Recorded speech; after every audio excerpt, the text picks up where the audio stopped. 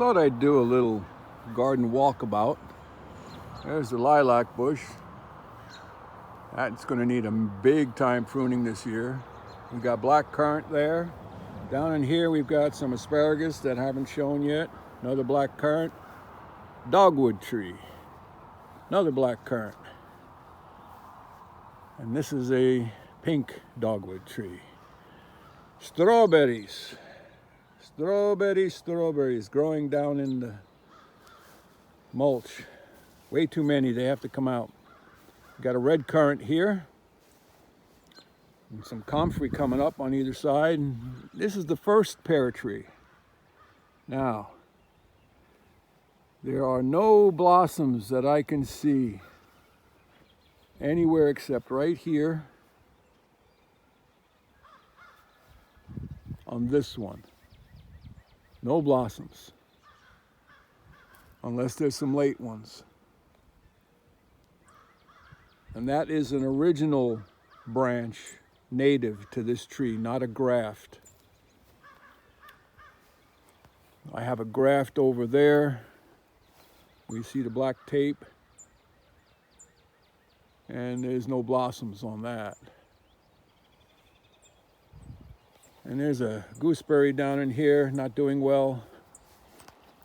Sycamore branches have to be gotten rid of. Another currant. Here's the second pear tree leafing out. And there's a blossom way up there on that branch. There's one blossom, two blossom. So if they fruit up there, they'll pull those branches down. But there's no other blossoms that I have seen. And I'm really surprised about this horizontal branch not having any blossoms on it. And that's not a graft. I do have a graft back there, and that's not blossoming. Raspberries, we've been digging raspberries out and giving them away. Have too many. All through here has to get cleaned up. Now this is what excites me. Stanley prune plum. That is loaded with blossoms. And they go up fairly high.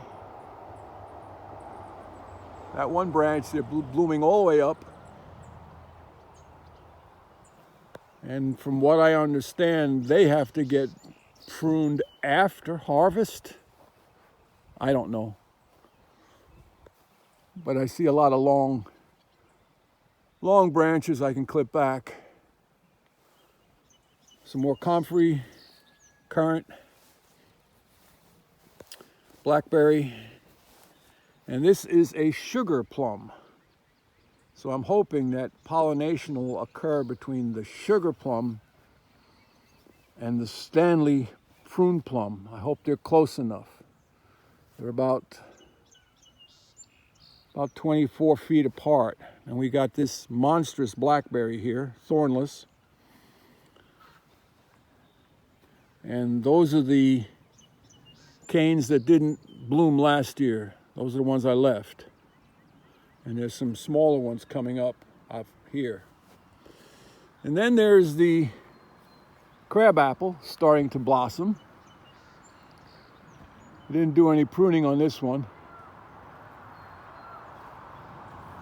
More comfrey, more currants. I don't know what this tree is. That might be a chestnut. And this is a apple. It is a Honeycrisp. And I don't know if there are any. There should be fruit spurs up there. But we shall see. Nothing yet. Nothing yet. More currant. Another chestnut. Lots of comfrey. And this is another crabapple, starting to blossom out. So that's Fruit Alley. Chestnut trees have been pruned. And we'll walk around to the garden, This is another young chestnut. This tree here is a honey locust. Don't know if I'm going to keep it. I may cut it down. This is a sycamore tree that I planted.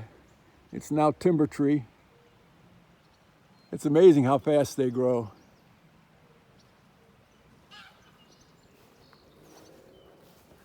So we've got rhubarb is up, growing strong.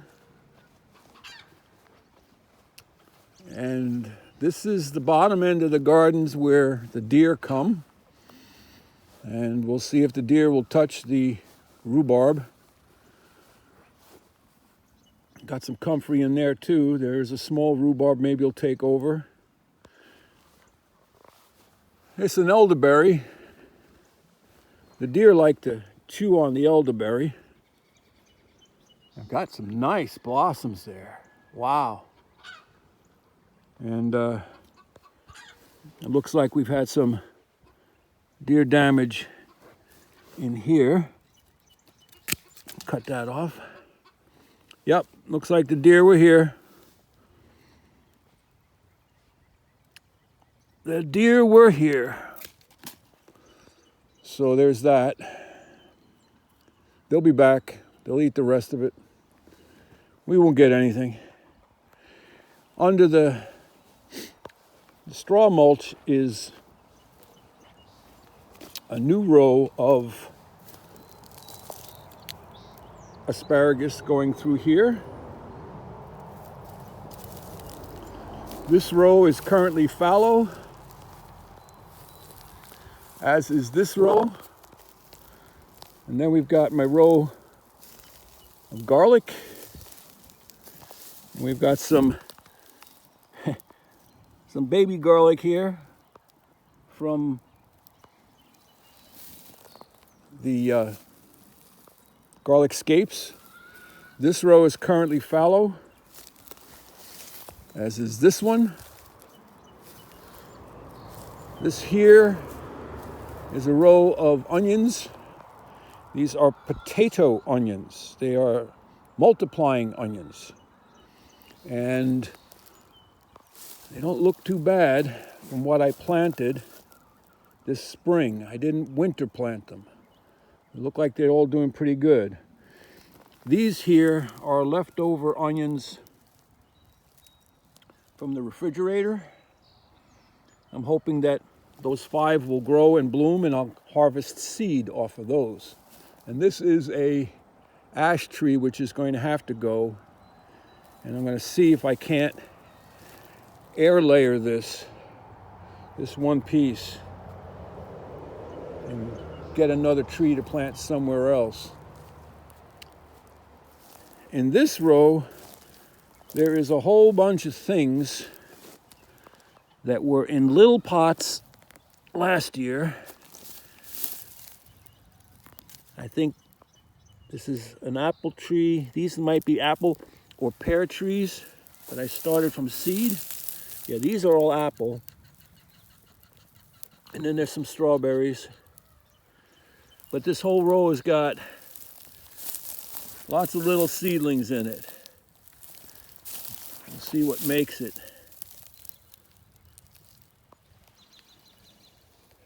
And somewhere down in here, I can't remember exactly where, I think it's this section down here, I planted the apple cores from last year.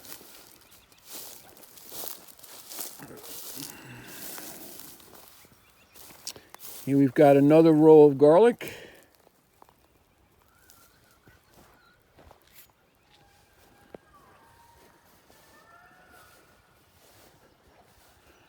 And there's a patch of asparagus in here. Nothing yet, too early. The dandelion's growing good. And then another row of garlic. And then there's our crazy chickens. They're goofy birds. I pruned the daylights out of the chestnut trees.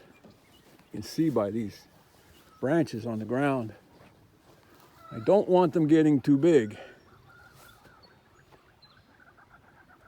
And 2 years ago, they got hit hard with frost, which nearly killed them. We'll see. But those are all pruned up.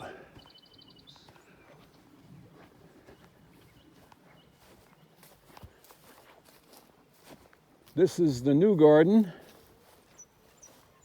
this is where the Jerusalem artichoke were.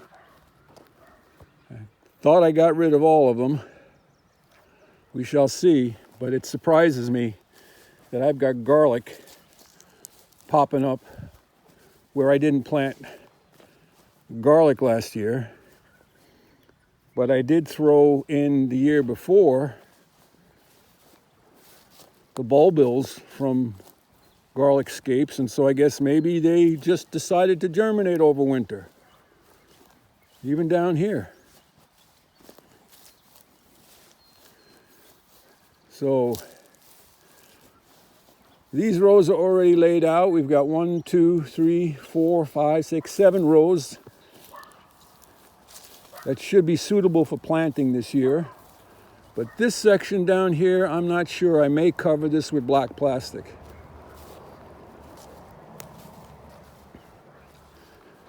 And solarize it.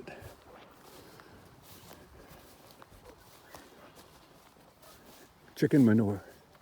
Cleaned out the chicken pen the other day. And I've got one lonely horse chestnut tree. And 2 seedless grapevines, which I have a heck of a time getting grapevines to grow here. And it looks like there's a sprout there. There's another one over here. If they live through the winter, I mean, there is what looks like a sprout up here. Here.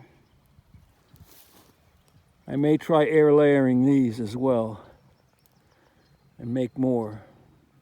Yeah, there's some activity, there's some growth. But boy, I can grow comfrey everywhere. So that's about it. It would be so nice if that center section, which is 15 by 60, could be 20 by 60 and a greenhouse over it. Springtime in the hills.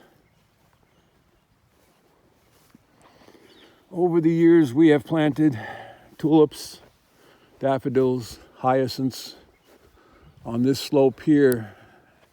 And it's one of the joys of spring to watch them all come up. Some of these purple hyacinths have been here for, oh gosh, 1996, 95, 30 years, could it be? And we do nothing. We just let them grow, then we let the weeds grow, then I mow the slope. Just let it naturalize. This here, this plant is the bane of my existence. You see it? Purple dead nettle. Grows everywhere. Grows wild. I could spend 24 hours a day, every day, weeding and not catch up. So I do what I can when I can. This is lemon balm. That is some sort of a lily, as is that and that. And that's a hosta. So that's about it, everybody. Go have a walkabout, see what your garden looks like. May you be richly blessed.